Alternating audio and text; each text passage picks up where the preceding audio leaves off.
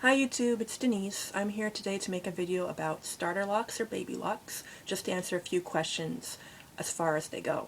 The first thing I want to address is size. A lot of people that are about to start their locks, they're kind of apprehensive about what size they should start them because they're not sure if they're going to get thinner as time goes on or thicker in size as time goes on. And the only way to answer that is to tell you that because everyone's hair type is different, everyone's results are going to be different, but generally speaking, you start your locks the size that you want them to be in the end, and then when you go through the awkward stages during the baby lock stage, they fluff up a little bit, they get frizzy, they start to look a little puffier or bigger for some people, and then when your locks mature, they shrink down, they get really compact, and they get thinner. So a guideline is just to start them the size that you want them in the end because you're going to go through stages. It's going to look thicker or bigger, and then it's going to get thinner again.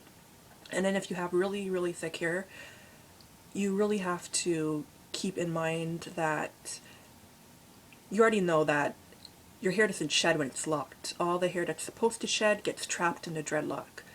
So you might not want to start your locks smaller if you have really dense hair, meaning you have tons of hair on your head, because your hair is just going to get thicker and maybe even harder to manage as hair that should be shed gets trapped in the locks and makes it fuller. Another thing I want to address is some people, they go back and forth between starting their locks themselves or going to a professional to get it done. I chose to start my locks myself. The reason being is that, even the way I have my hair now, you can tell it's locked. But years ago, I would wear my hair like this all the time. I would have twists this size, and I knew how many twists I liked to get the look I wanted, and I knew how to make my hair fall a certain way. I wear my hair on this side, so to be honest, I probably have more locks on this side because when I was doing them, I had my hair parted and I was twisting them in this direction.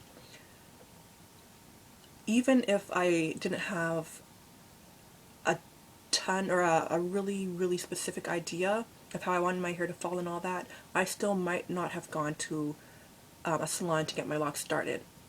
And the reason being is that if you don't find the right salon, you could waste a lot of money.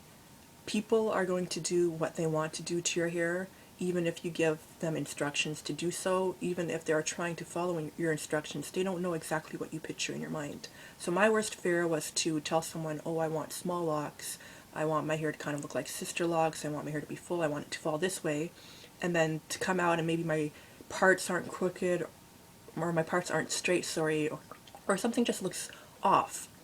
Then I've wasted my money and have to take them out and do them again. It's a permanent decision. So if you're really, really picky about what you want, just start them yourself, and then you can change them before your hair locks as time goes on, maybe a month or two into your journey. Another option is to go to an experienced loctician, because when I say people are going to do what they want to do and you can't trust them, I'm just referring to like a regular around the way beauty salons. If you go to a loctician that has tons of experience starting locks and whatever, that's a different story. Another thing I want to address is a regimen. Some people are kind of unsure what to do once they start their locks as far as maintaining them. My advice is to keep it simple. I shampooed my hair once a week. You probably don't have to shampoo your hair once a week if you don't want to.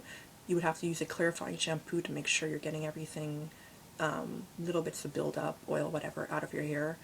And after that, you don't really have to use conditioner either. It's your choice. I wouldn't recommend using conditioner when you're starting your locks, only because that would make them more prone to unraveling.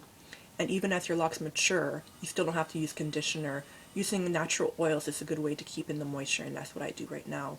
You could use coconut oil and oil mix, avocado oil. If you don't mind the smell of olive oil is another option. So there are tons of oils you could use to seal in the moisture.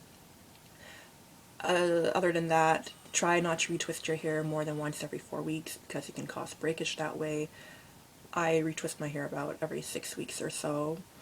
And the last thing I want to talk about is interlocking. Interlocking can be a great way to stop your hair from unraveling if you have curly hair, a looser hair texture.